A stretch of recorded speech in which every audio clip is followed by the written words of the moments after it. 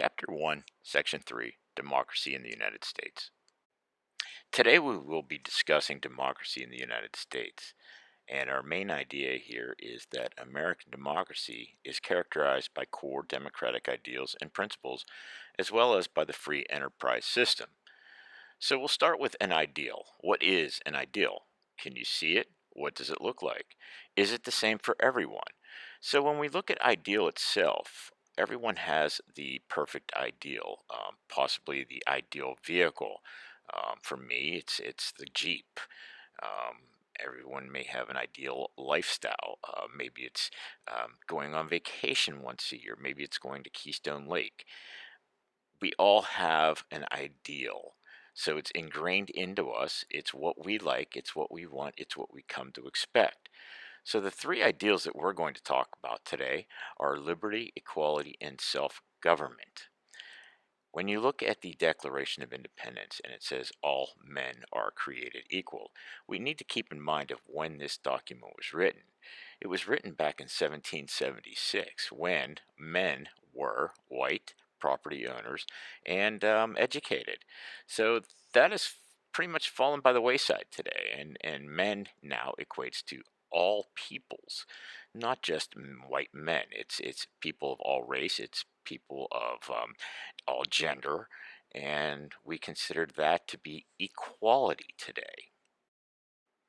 Keep in mind as we move through this that ideals do change, and our course of action with American democracy is also changed. It's evolved, and an evolution means that there are bumps in the road, but yet we get better and improve. So the first thing we'll look at would be liberty. Liberty is the ability of people to act and think as they choose. Now, when we talk about liberty, most people talk about the First Amendment, when you have the freedom of speech, press, assembly, religion, and petition. And they lumped all those five into one because people thought that those were inherent liberties that they had. And when you talk about choosing to do what you want, as long as your choices do not harm anyone else, then we consider that to be viable. Now, another word for liberty is freedom. So when we talk about freedom, think about what you have. What is the freedom that you have at home? What freedom do your parents, guardians, or grandparents give you on a day-to-day basis? When we talk about freedom from the historic standpoint, liberty or this freedom was freedom from government control. The colonists were tired of the tyranny of England, and so they believed that their liberty was obviously to break away from England. It's rumored to be said that Patrick Henry once said, "Give me liberty or give me death." But did he really say those words, or were they used by the Americans as sort of a rallying cry to motivate the men and women to fight for their own independence and liberties? Looking ahead into the future, we'll be delving into your rights more. We'll talk about the Constitution, and we'll specifically talk about the Bill of Rights, and we'll spend a great deal of time learning those rights in themselves. And then, of course, afterward, we'll learn about the court cases that give you, as teenagers, different rights. And, of course, you'll find out what you can and cannot do when you're a teenager, and, of course, when you're an adult. Equality is our second ideal, and equality is the principle that all people possess a fundamental moral worth that entitles them to fair treatment under the law and equal opportunity in all aspects of life. And when we talk about all aspects of life, we're referring to the political, the social, and the economic aspects. The fact that you're living history right now, um, you should be aware of the fact that equality obviously is an issue that's deep rooted in America, whether it be through race or gender. It's a hot topic right now, and you are witnessing firsthand what's going on now. The image that you see on the screen right now is Alexis de Tocqueville, and Tocqueville in 1835 did a tour of the United States, and what he noticed back in 1835 is the poor and harsh treatment of Native Americans. He was stunned by the site of slavery. But one other story that Tocqueville also noted was that he had made his way to Kentucky or Tennessee, one of the two, and what he came across was a log cabin, and inside this log cabin, it was a dirt floor, and there were bare carpets that were by the bed, and there was one bed for a family of four, and the two kids were outside, and they were playing with pigs and possibly raccoons or skunks. He wasn't sure what they were, and these kids were chubby, and the house itself had holes throughout it. It was a log cabin, and he noted that at first he was abhorred by the situation that these people were this poor, but then he realized these kids were heavy set kids. They were fat little kids, and he realized that they're eating well, and that the American ideal is that you live how you want to live. And so it changed his perspective on that, but it couldn't change his perspective on the way that people treated the Native Americans or the blacks who were slaves at the time. Now, we also need to talk about self government, and self government has been around since the Mayflower when people agreed through the Mayflower Compact to govern themselves. And when we talk about self-government, it's the belief that ordinary people can govern themselves.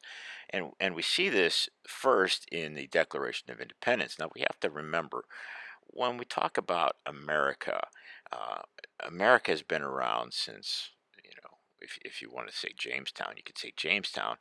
Um, but if you want to talk about the United States, then you're talking about 1781 with the Articles of Confederation. But in 1776, when they wrote the Declaration of Independence, when Thomas Jefferson and Ben Franklin and John Adams sat down and wrote this document, what they were doing was listing grievances to the King of England, King George III. And those grievances, had they been answered favorably by the king, we very well could be under the British flag today, but they weren't. And the king ignored them. And within that document, it said governments are instituted among men, deriving their just powers from the consent of the governed. And of course, this is known as popular sovereignty, when we're giving up that right to be governed by others. And then, of course, we want protection and liberties and freedoms and so on.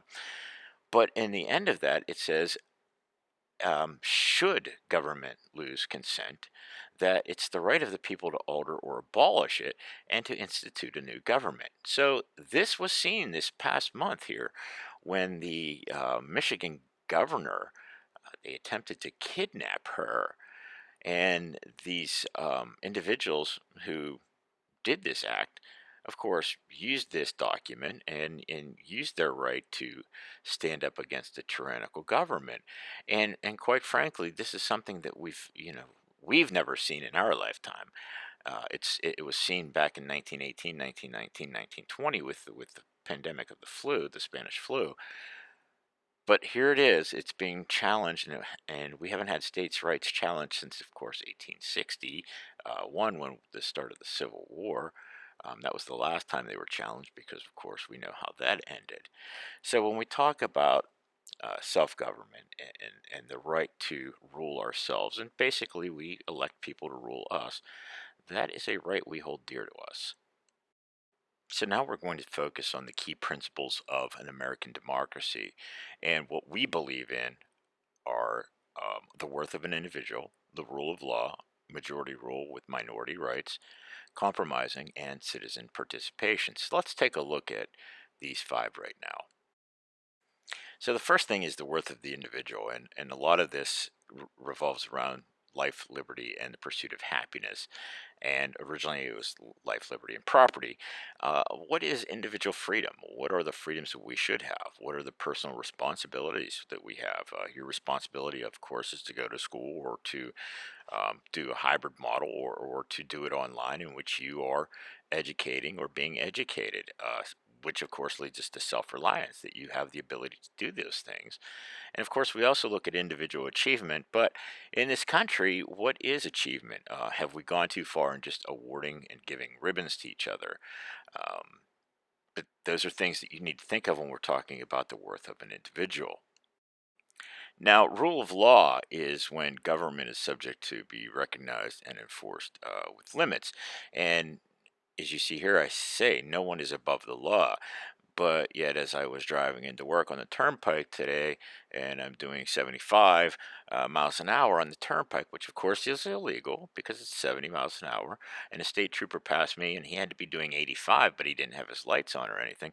Again, is that trooper above the law? And the answer is no. But then who's to enforce that? And it's the people. But we all know how that ends up and works.